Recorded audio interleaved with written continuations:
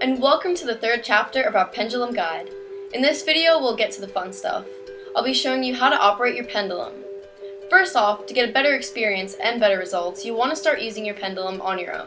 An ideal environment for practicing would be in a quiet, calm space by yourself. You definitely don't want any distractions, since that can interfere with the clarity of your results. You'll definitely progress more quickly when you practice on your own too.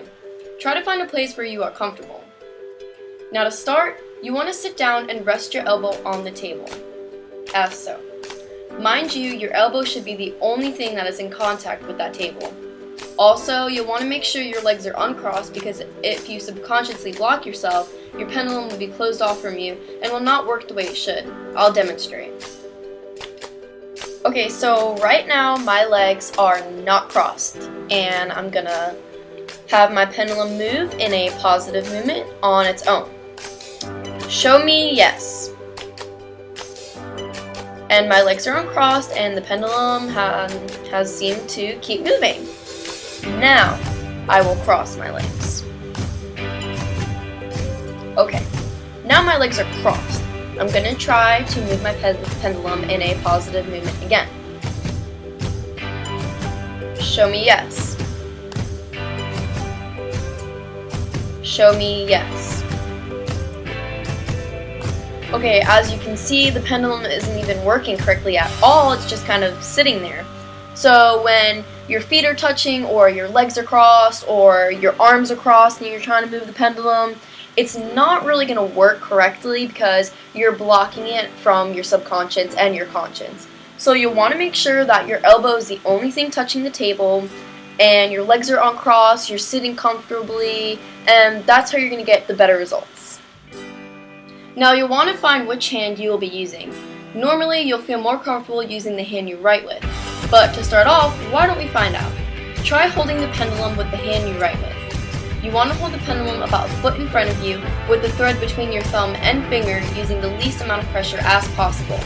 Let the pendulum hang for a moment, and then try this again with your other hand. Choose which feels more comfortable for you, and that is the hand you'll be using from now on. So let's get more comfortable with this.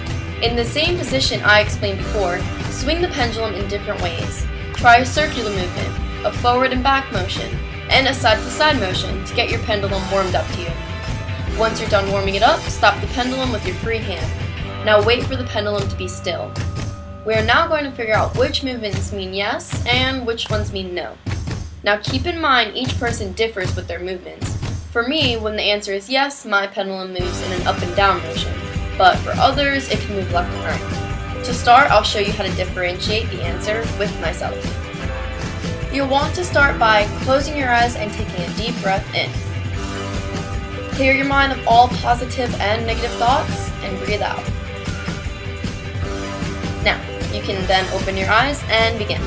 We'll start by asking the pendulum pretty obvious questions that you already know the answer to indicate which movement means yes. In this case, I will be asking it my name.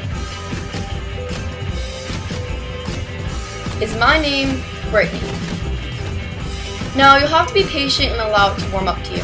Also, since you are a beginner, you may have to ask it the same question multiple times. But make sure you do not force the movement yourself. You'll want to allow it to swing independently. Now, as you can see, my pendulum is moving forward and backwards, which means that the particular movement will mean yes. You want to mark this down and possibly take notes. Now, to make sure, I will ask it another question in which the answer is yes. Am I a female? Once again, it moves back and forth. Now remember, for you, the movement might be different, so if it moves left and right, you aren't doing it wrong, it just happens that that is your way of perception. Now try that a couple more times with yes questions and get comfortable with that movement.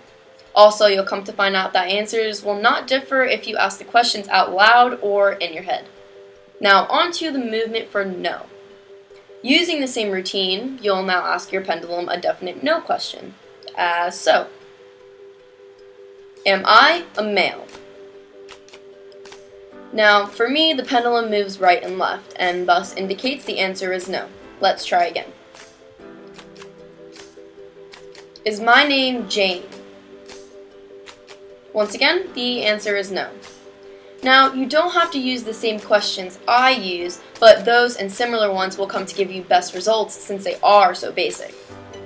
Now that we have mastered the magic of which movements our pendulum gives us for yes and for no, we can excel onto more intricate things. So in our next video, we will find out more movements such as I don't want to answer and I don't know questions. Also, I'll explain more about how this works with your subconscious, and we can get a little more into the science of how the pendulum works since we have gotten a little more connected with it.